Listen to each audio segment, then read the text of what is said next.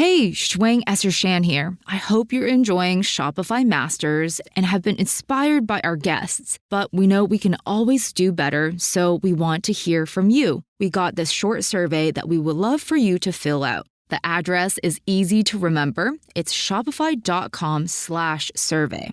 Head on over there, and if you finish the survey, we got gift cards and other sweet merchandise you could win. Again, that's shopify.com/survey. Help us make our show better. And thanks. You can build up a following, a community, a content basis before you even start a company, before you even know what company you want to start.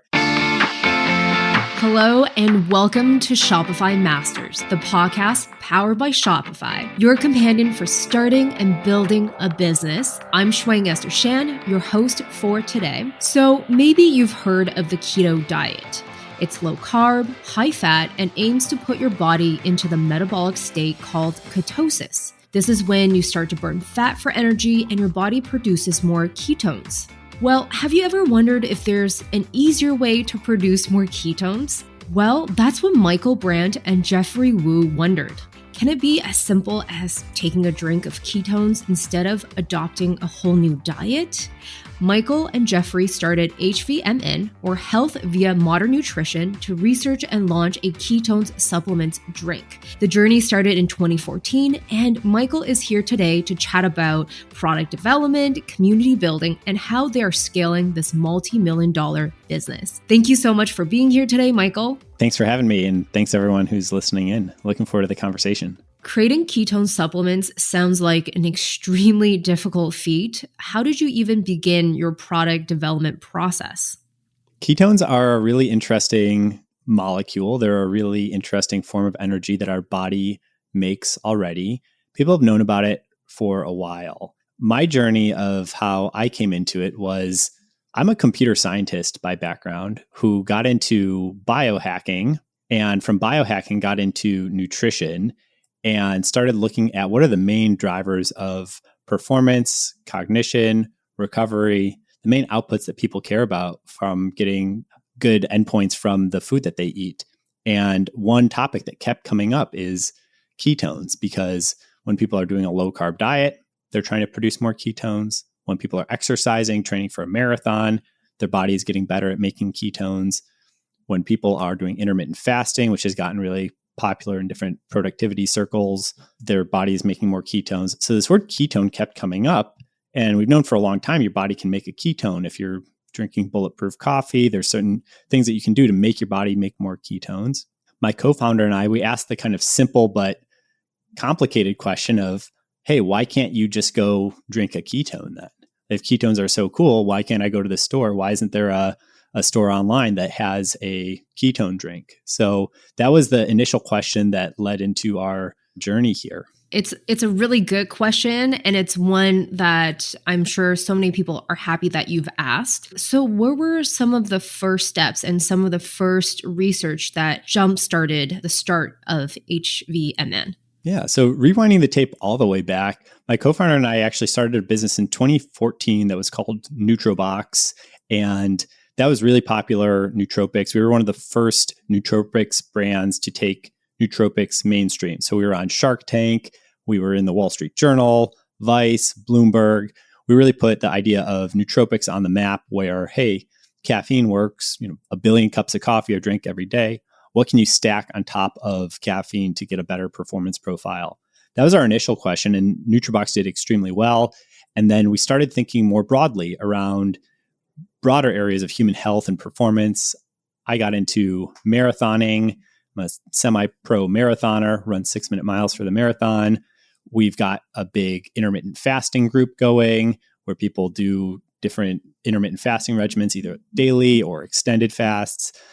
My co-founder and I in our community did a 7-day long fast at one point. So we've been pushing a lot of different areas around metabolic flexibility, and the word ketone kept coming up. We saw that there was some interest around making a ketone. We saw that there was early research by DARPA in the United States Department of Defense. DARPA is a really cool group. It's the Defense Advanced Research Projects Agency. A lot of people have heard of them because they created the original internet before the internet was the internet. It was was like 6 computers like talking to each other in the 1970s. DARPA does frontier technologies that sometimes, but not always, become mainstream technologies when they get picked up by companies that commercialize them. So DARPA had done some work along with the National Institute of Health in the early 2000s around ketones and had established some of the basic science around ketones working and being really efficient. And there was this program, it was called Operation Metabolic Dominance, where they showed some interesting early signs around ketones. It never went anywhere. It was collecting dust on the shelf. My co-founder and I, we're running this nootropics business, but then we getting into broader areas of metabolic health. Bulletproof is trending really hard. The keto diet is trending hard. We're thinking about ketones. We're asking that question, hey, why can't I go drink a ketone? It was that light bulb moment or that dot connecting of an entrepreneur. We were kind of put a few different things together and we said, hey, you know what? Let's do this. Let's make a run for it. We rebranded. We called the company HVMN, Health Via Modern Nutrition, so that we could expand beyond just nootropics. And we launched the world's first ketone ester drink in 2017. And at the start, it was still pretty expensive. And we were mainly working with elite operators. We got a big multi-million-dollar contract with the Department of Defense. And we had it available on our Shopify store for high performers. So Ironman athletes, people training for marathon. It was very dialed in. Like sometimes we'd have really high-end execs, CEOs drinking it for performance fuel in their office. It was a very high-end product for the first few years until we researched and were able to bring down the price a lot.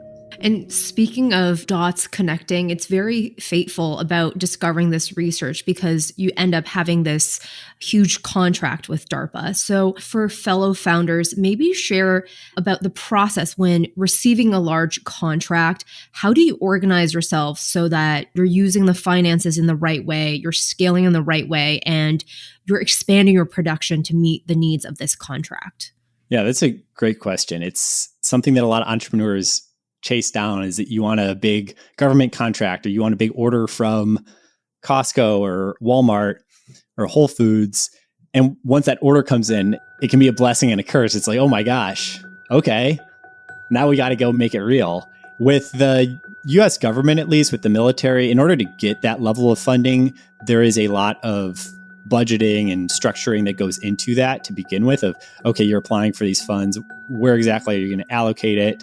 You have to have things pretty tied together to get that. In that sense, some of the pre-work was done where, okay, like we're going to do these 7 different subtasks. We're going to do these subcontractors on task 2 and 4, and we're going to have this deliverable, and here's how we're going to staff it. Not to say it's easy, but yeah, once the contract is signed, once the money starts to come in, at that point for us, it was a matter of execution. Like, okay, we said we were going to do this. It's pretty well scoped. Let's go and do it. So it becomes tractable. Like the hard part, I would say, is in a big government contract is just the initial conception, like getting even the hooks into the right contracting vehicle, getting a good proposal in, being even able to budget it out and write that proposal. I would say that was the kind of magical part for us. When you're iterating your product, how did you seek out feedback and who did you ask for giving you feedback? The work is never done. We are on version 2 of our ketone product line. So version 1 we launched in 2017. Version 2, which we call Ketone IQ, we launched earlier this year in 2022. We launched it in January. We actually had 33,000 people on our wait list when we flipped it live on our Shopify store. And there's a version 3 ahead of us. The work is never done. You can think of it like, I'm not inventing this paradigm. It's the same way that you would think about the iPhone, like iPhone 2 versus iPhone 3. You could say, I don't want to pick on iPhone here, but you could say at a certain point, maybe the distance between innovations reduces, but certainly in like the early iPhones, like each one had a big material update in it. Like went from no app store to there's an app store to like, wow, like the camera's significantly better, battery life significantly better. So we're looking at the same thing here, where our version 1 of our ketone was extremely expensive, tasted pretty crazy. It's tasted like a research chemical. We were able to simplify it down a lot. But a lot of it was talking to people, where our version 1 was very complicated. I think a lot of entrepreneurs run into this where you almost overload with too much features or technical complexity. You make the kind of like dream unicorn on your V1. It's like almost the opposite of MVP, minimum viable product, where you go really low scope. Sometimes you can make the thing that's too complicated or too expensive or has too many bells and whistles to it. And then the journey of the entrepreneur becomes addition through subtraction. It's okay, how do I make this a better product by removing complexity? How do I make the supply chain around this simpler? How do I make the formula simpler? Simple relative to what? Like simple relative to what is that clear, concise need of the customer, where I shave everything off of the product that is not meeting that need. That's been the journey for us, where we started with something that was overly complicated and we reduced it down to what we were hearing from our community, how people were using it, what they were mixing it with, entry points throughout the day when they were using it, how they would like to use it. And just hearing all that kind of feedback helped us to understand, what are we even simplifying towards? And how did you go about finding the right components of a feedback group? Is it potential customers or team, surveys? What makes up your feedback group? That's a great question. I would say there's generally two buckets that we like to talk to, and one is a lot easier than the other, but both are important. One is you want to find your absolute net promoters, the people who are 9 or 10 out of 10. They love your product. They tell their friends about it. They're subscribed. They buy it by the boatload. You want to find out, why do those people like it? My product isn't totally perfect yet. Why are you buying so much of it? What are they doing with the product out in the world? And is there a way that you can build for that super customer to make them even happier, to get more people like that? The other people that you want to find are the people that don't like your product, or the people that thought they would like the product. Maybe they bought it once and then they stopped buying. That can be a harder group to find, because your super fans are generally like really excited to hear from a founder or someone on the team. Hey, I run product at XYZ company. Can I get your feedback? Oh yeah, sure. I love XYZ. Like, let's talk. It can be harder to find the people that didn't like your product because they're over it. They're not excited to talk to you maybe, but there's always a way. Sometimes you have to reach out to more people. Sometimes you have to be just very kind in the language that you use. Sometimes you offer them store credits or an Amazon gift card, or like you somehow make it worth their while, because that feedback is worth a lot. Hey, why did you think that this product would be interesting to you? And then why did you end up not buying it again? I mean, you can ask that direct question. You can also peel back the layers of the onion a little bit and ask other types of questions like, how did you use it? What were you expecting to get out of it?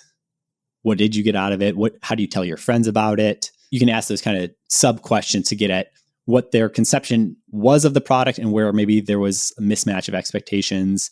And ideally you come out of it knowing like, okay, well, I could have won that customer if we'd done X, and you start seeing the patterns. I'm chatting with Michael Brandt, the co-founder and CEO of HVMN, the makers of Ketone IQ, the ketones supplement drink. So I want to move a little bit into the marketing section. I know that in the beginning, at least, you're targeting a lot of specific groups, like you mentioned, the ones who are early adopters, who are really into the similar biohacking communities that you were probably. So how did you go about finding the specific communities? How did you go about finding the right people that would be interested in Ketones IQ? It's definitely a specific group where we're seeing that within this niche of people, they are absolutely obsessed with Ketone IQ. But then 97% of people I meet in real life are like, what the heck is a ketone? Why is this for me? So it's a really prescient question of how do you find your right niche? Like ideally, a lot of entrepreneurs want to become a household name. They want to be everywhere, but what does that center of the bullseye look like? How do you make your first million, your first 10 million, even your first 50 or 100 million? You're relatively constrained within a certain niche. And then we always think about it as concentric circles around the bullseye. But as far as a bullseye for us, like one of the neat things about Ketone IQ, it's a pretty technical product. You kind of got to go deep on it. You got to learn about it, listen to a podcast, read a blog post to understand what it even is. But one of the cool things that we have in our favor is that it works, and that when you drink it, you can objectively measure your blood ketone levels. So you can use things like a blood ketone strip, which you can buy online. There's companies like Keto Mojo that make a direct blood prick that you can prick your finger and you can measure your blood ketone levels. So for us, we use it to our advantage, which is, okay, this is kind of a technical product that doesn't really mean anything to 97% of people. But for the people that are really into it, it's really cool that they can measure it and see it. So people that are wearing continuous glucose monitors, people that have an Oura ring or a Whoop, we're able to start saying, okay, well, if this product really resonates in communities where people are measuring, they have these hardware devices, that helps provide seeds for where we should be going and doing partnerships with. So, okay, let's do partnerships with Levels. They make a continuous glucose monitor. Those people are really familiar with what we're talking about here. Let's do a partnership with Oura, with Whoop, people who are wearing some sort of wearable that's measuring their biofeedback. Those are our people. Someone who owns a Peloton, someone who is already being quantifiable about their biology. They might not have woken up this morning wanting to buy a ketone, but they're at least in that ballpark of understanding quantifiable biomarkers and how to manipulate them. And they're a step away from us being able to tell our story, as opposed to just, a random person on the street. That's really interesting because I think you combine both partnerships and also demographics to make sure that you're targeting the initial set of customers. Moving beyond that, what were some of the first marketing efforts you did to reach a bigger audience? Your story has to get an order of magnitude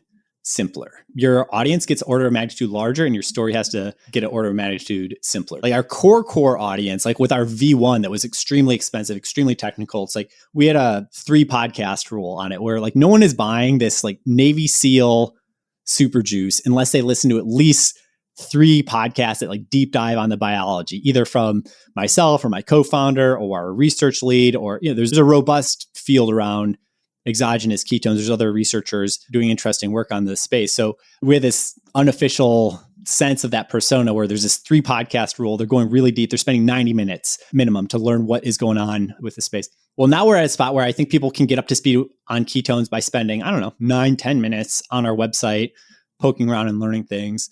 The next frontier is, okay, like what about 90 seconds? What about just in a grocery store, inspecting the packaging and getting a sense of it then? How do we make it 10 times more communicative? And in being 10 times more communicative, we're opening up 10 times more surface area where, okay, well, once you're in grocery stores, like that's a lot broader than just being in this hyper-focused biohacker super niche of super high performers. A lot of it is for a product like ours, it comes down to trust and education and social proof. People got to hear about it from people that they know and trust. A lot of relationship building, to be honest. Just getting into some of how we think about growth is that just buying straight ads on social media is not the way for us. That's like maybe a small sliver of what we do, but we find it much more effective to partner with people who are health coaches, doctors, people who have a platform or a podcast or a doctor's office or a weight loss clinic or are some sort of subject matter expert, believable in the space, and have a following of people that already understand and trust them, that brokering partnerships with those types of people, that's been an important part of us from jumping from our initial and hyper-focused bullseye to, I would say, that the next concentric ring around that. You mentioned podcasts, education. Content is such a big part of your marketing effort.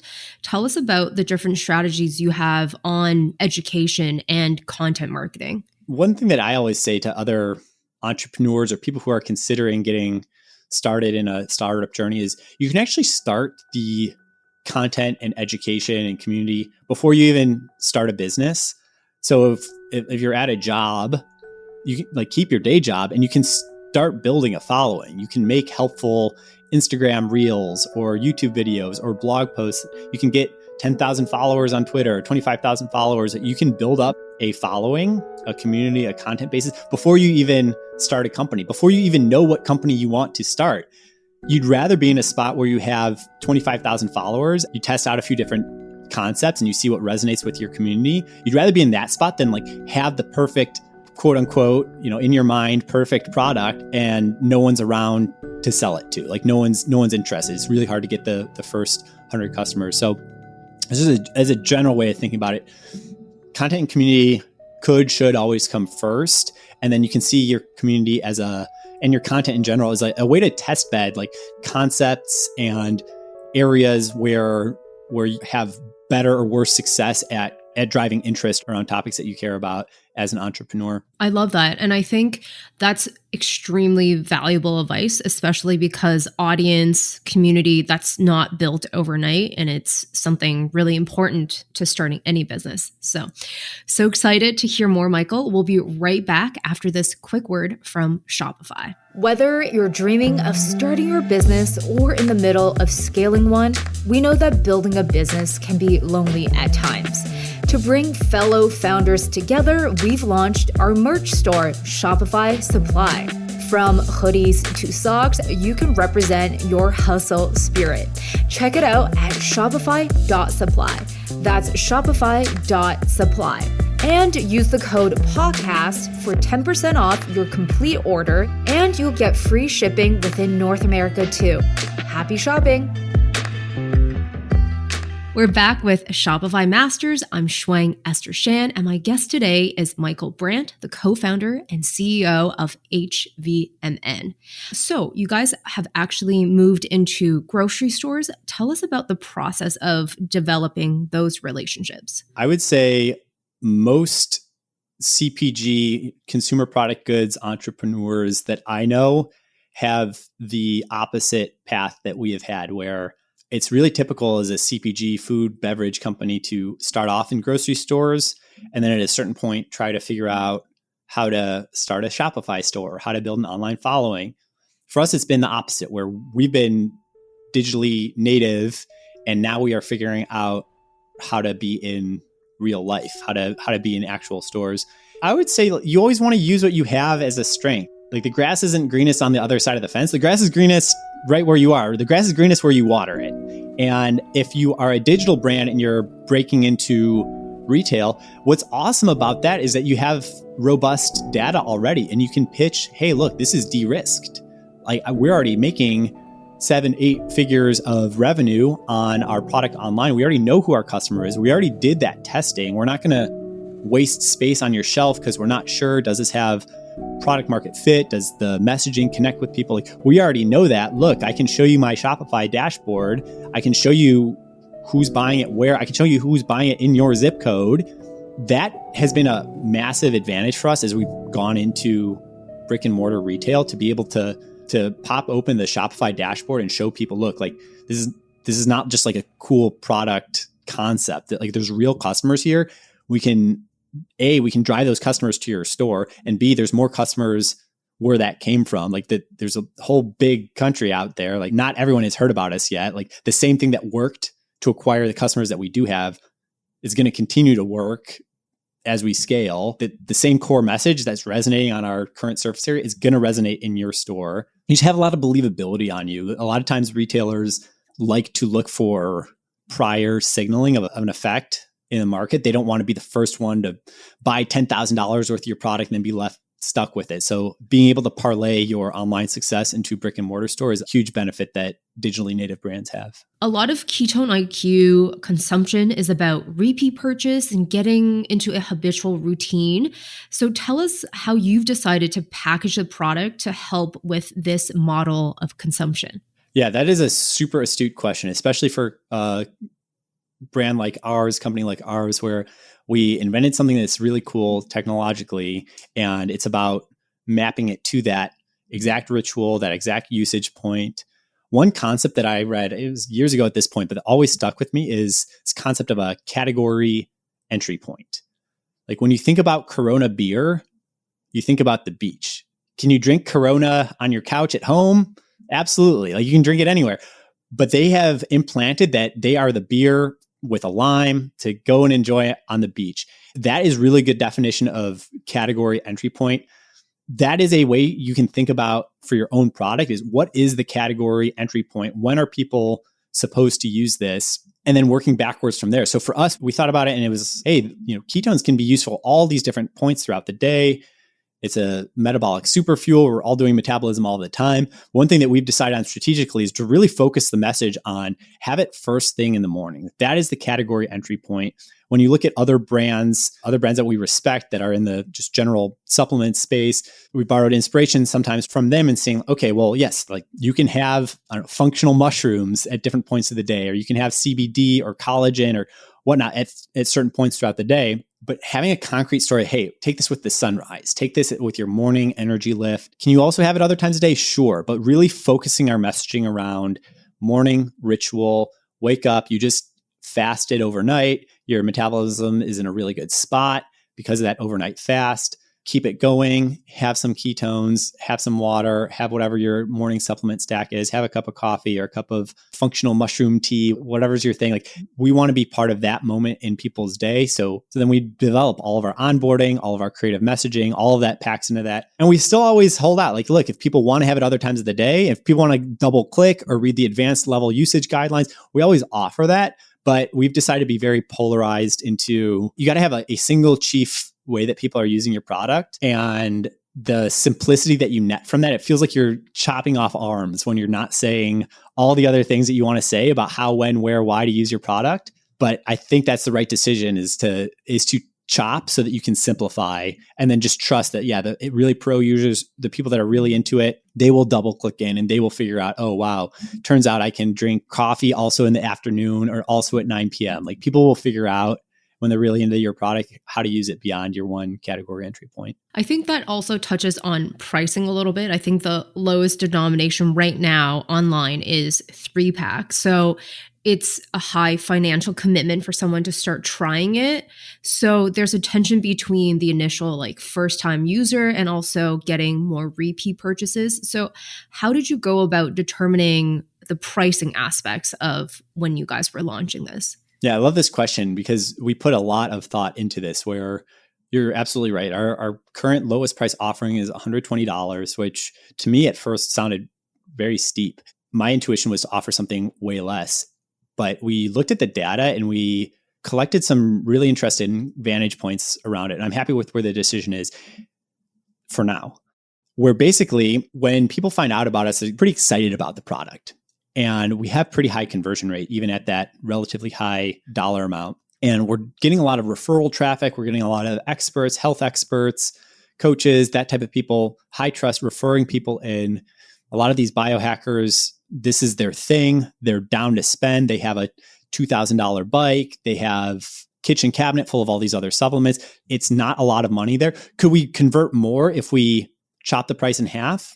Yes, but I don't think we'd be converting twice as much. And that's where the math is really interesting. Where we'd actually need to be converting more than twice as much, because once you have things like free shipping and other kind of fixed costs per package that you send out, acquisition costs, where we're paying people a $20 bounty for every customer. That's a common pattern with affiliates, is to give X dollar referral. Once you have all these fixed costs of the transaction, when you start running the math on it, it's like, okay, well, $120 has a certain conversion rate. If I chop the price in half, I would need my conversion rate to actually be 3 times as high. And that just ain't happening. That's a peek at the way that we slice the data on it. I will say that we're also thinking, and it's not like a forever thing, where I expect at some point that as we continue to grow, we will revisit this. We will want to offer lower price entries. We will continue to grow sophistication on how we're acquiring new customers. We will tap out of our core bullseye of people who are down to spend $120, and we will just, by means of necessity, have to lower the price point into lower cost offerings. But we're going to wait until basically growth slows down before we go and pull that lever. So I think that's also very fundamental for the financials of a business.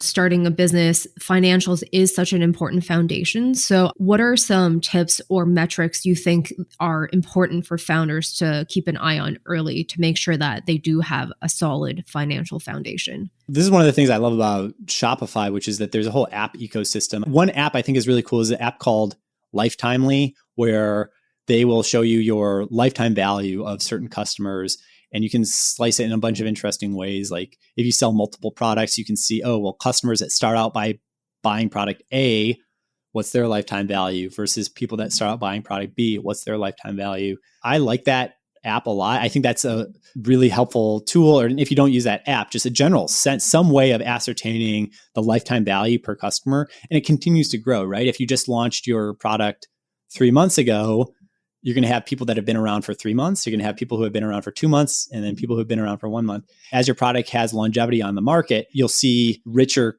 cohort data where you'll be able to say, hey, what is my 6-month LTV? What is my 12-month LTV? Are successive cohorts more or less valuable? Hey, you'd expect that when you first launch, that those customers are going to be like super fans, really into your product. A general trend that you tend to see is that later cohorts are less quote unquote valuable because you've tapped out on like the super fans and you're now getting into the semi fans and the people that you really had to convince to try and buy your product. And having a feel for that as a founder, as a leader, is super important. Beyond, obviously, you got to keep a tight look on your P&L, your basic financial statements. But one of the best markers of financial health is lifetime value. And that's going to factor into how much you're willing to afford to acquire a customer and just general health of your business. Looking forward, any exciting plans or news that you can share with us? A few things going on. I would say retail, really excited for that. Really excited to just be everywhere. I think that one hand washes the other. I do not see it as cannibalizing. Like, oh no, we're in grocery stores. Is that going to cannibalize our Shopify sales? I don't think so. I actually think it's going to add to it. I think that having that awareness, that legitimacy, and vice versa. Like when people go and they see our really cool Shopify store, they're going to be more inclined to buy it in their grocery store because, okay, this brand has a really cool story behind it. I really like the way they communicate what they're all about. So I'm excited for retail expansion. We also have upcoming products coming out where the whole idea with Ketone IQ is that it is a nutritional primitive. So the same way that you think about collagen or CBD, those have been around for a decade plus. They were not always on the map, but they are now on the map. We've released Ketone IQ as the nutritional primitive. And part of what we're doing is we're listening to customers on, okay, yeah, what are the key ways in which you're using this? Is there a way that we can build a follow-on product that really specifically meets that use case? So for instance, a lot of people are having it for post-exercise recovery alongside their recovery protein, their overall recovery drink. So, okay, can we make it an all-in-one drink that is powered by Ketone IQ and also has those other functional ingredients in it? We have a few different things going along those lines of thinking. Well, super excited for the next chapter. And thank you so much for being here, Michael. Shwayne, thanks for having me. This was a great conversation. That's Michael Brandt, co-founder and CEO of HVMN. And that's all the time we have for today. I'm Shwayne Esther Shan. Come hang out with us next time on Shopify Masters, wherever you are on your entrepreneurial journey.